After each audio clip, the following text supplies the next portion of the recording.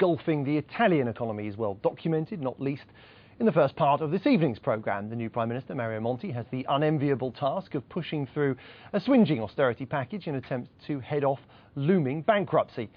Who would want to run a company in that environment, least of all an Italian one? Well, one of the country's most high-profile businessmen is Alessandro Benetton, head of the fashion group that bears his name. He's the son of the founder, Luciano.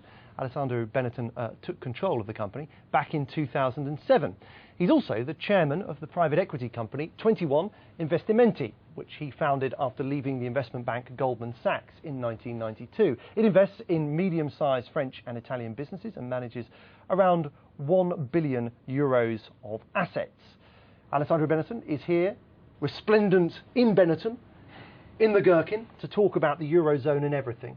Alessandro, Benetton was one of the brands of the 90s, and you've tried to recapture that spirit, haven't you, in recent months with yet another provocative, I suppose, advertising campaign. I think we can have a look now. There we are, the President of America and the Premier of China having a kiss, and I think we've also got Angela Merkel and Nicolas Sarkozy was another. Oh, there we are. Good, all good, wholesome stuff. Now, the one advert that we can't show you was when you showed a picture of the Pope kissing an imam. With hindsight, did you take things too far? I think, of course, when we realized that somebody was going to get offended by those images, we had no doubts and took it back. But the reality is that we choose to do what we've done in the past, and we've been always consistent in sharing with the consumer a point of view, a philosophy, and considering this is a long-term brand-building exercise. Sorry to pick you up on that, Mr. Benetton, but you chose a picture of the Pope kissing an imam, or you constructed that picture, and you didn't think it would be offensive? No, we thought that for sure. You see, we have to explain how all of this campaign was generated. In the past, we always had the approach of saying everybody is looking to the nice side of the world. Everybody thinks that everything's fine. Benetton tells you that maybe something is not so fine. Now we had the feeling that everything was the other way around. And our creative people, Fabrica, this creative group of people that design and construct our communication strategy, said, well, maybe today's situation is a little bit different. I mean, thinking about North Africa, thinking about Wall Street, thinking about economical crisis, thinking about Rome, Athens, maybe it's time to come up with something that can embrace some sort of positive. So you wanted to shock, but you didn't want to offend? We want when an artist does something, of course he wants to draw attention. So we were perfectly aware of the fact that the images were very strong. But what is behind this campaign is a foundation which will do many things, looking to the future and promoting the culture of unhating. So for sure, the last of the scope was to offend anybody. Okay. Has the campaign been good for sales?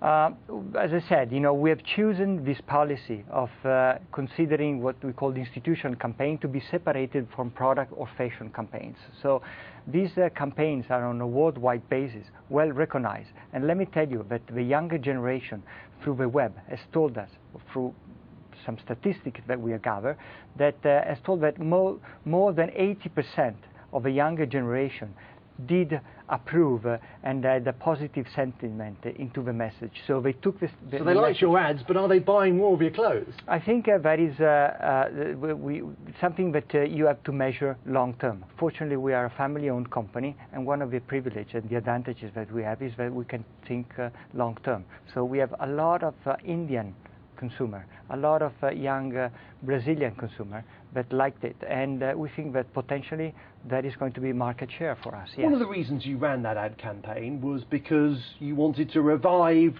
the way in which the company was performing. What went wrong at Benetton? Because in the 90s it was one of the iconic fashion brands, wasn't it? Yeah, what changed? I think that if you try to compete in 120 countries in the world, and if you have been around for 45 years in a sector that is sensitive to changes, and the consumer is always looking for new brand, new emotion, then you have to assume that as the competition increases, you're going to have a tougher time, and that has happened to us.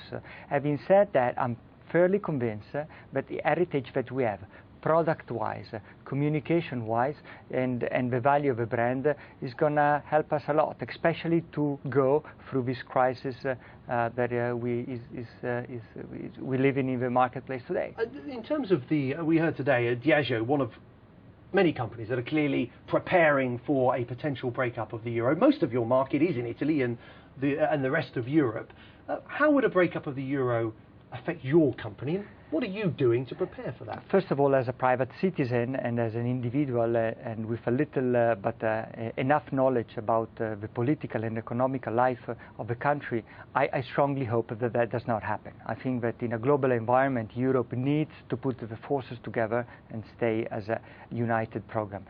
If that doesn't happen, I think everybody is going to be affected negatively. From our side, we think that the negative effects are not going to be so hard, and the reason is that we are growing double-digit in markets like Russia, India, and so that is going to be somehow average out some drawbacks in the Italian. So you're not making any preparations because you don't think it's actually going to affect your company if it happens? No, I think we have a contingency plan and we made some calculations, but honestly, once again, I hope that this worst case scenario is not going to happen. If it does happen, we are going to be prepared. We have a strong asset-based company. We own a lot of real estate everywhere in the world, so we're going to have a geographical balance that is going to make us okay. Okay, Alessandro Benetton, thank you very much for joining us to discuss the company and the potential impact of a breakup of the euro. I'm Joel Hills. This is Jeff Randall Live. Coming up after the break,